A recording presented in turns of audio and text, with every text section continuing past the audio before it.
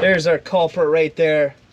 So right now we got a tire with the nail in it. It's going flat, and we're gonna fix her up. A tire plug's not the best repair, but when you have a tire going flat, they're nice to have. So this kind of kit right here, it can be a lifesaver. Fill the tire up with some air. We'll get our reamer ready here. We want to lube up the reamer. We'll pull the nail out. Just get behind it with some side cutters.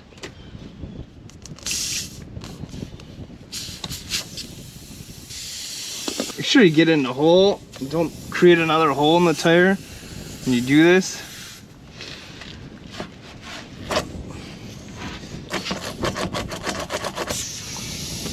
Then we'll use our tool here.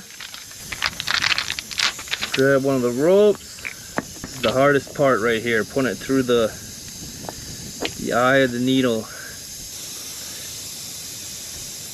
Pull it through the needle so it's about halfway through, and then we're going to be lube it up, and then we'll pull this out and then put the plug in.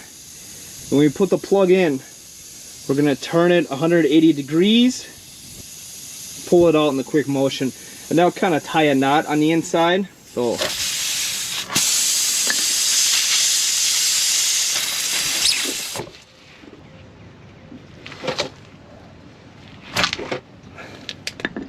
just like that.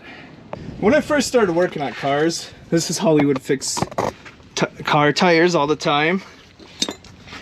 So I mean, it does work and it does hold up over time, but I've definitely seen them leak.